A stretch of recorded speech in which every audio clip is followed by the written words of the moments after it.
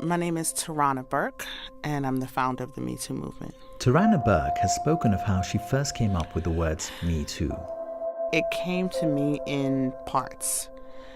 You know, I'm a survivor of sexual violence and had been grappling with my own journey around healing, had been grappling with what that looks like and how it was affecting me and just coming to terms with that.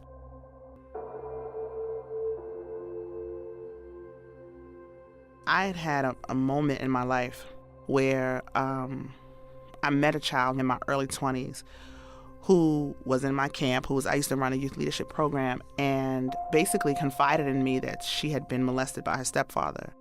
And the only thing that came to me to say was that this happened to me too.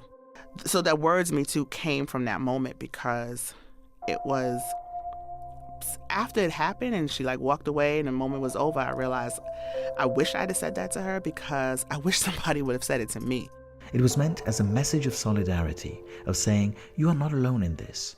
There are many others who understand what you're going through, who have been through what you've been through. Me too. It was a message of recognition. It must have been very hard to imagine that just a decade later, these two words would spark a social media revolution. But then, Alyssa Milano sent out her tweet. At a recent talk at Central European University, public intellectual Cass Sunstein talked about the first mover effect, the social and psychological barriers to action when it seems as though you might be the only one acting. Other people require a little support. They won't move unless someone else does, but if someone does, they're prepared to join them. They need an early mover. Once you see that you're not alone, that you have support, that you are believed and recognized, that barrier weakens and you might decide to take action. When Alyssa Milano first tweeted Me Too, thousands and then millions of victims, many of whom had been silent for decades, were encouraged to speak out, to share their experiences and to demand recognition. Reporting increased. In the first 2 months following the viral phenomenon, calls to RAIN's hotline increased by 23% compared to the previous year.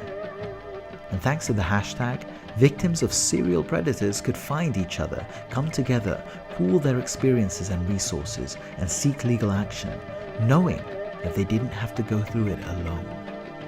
The whole world was paying attention, and with so many voices speaking out, it was much harder not to believe. It's a scene many of his accusers never thought they'd see. Harvey Weinstein, a man used to walking red carpets, now in handcuffs, doing a perp He's walk. guilty, and the comic legend, once known as America's dad, now faces up to 30 days after years 5 women came forward in with prison. sexual misconduct allegations against comedian Louis C.K.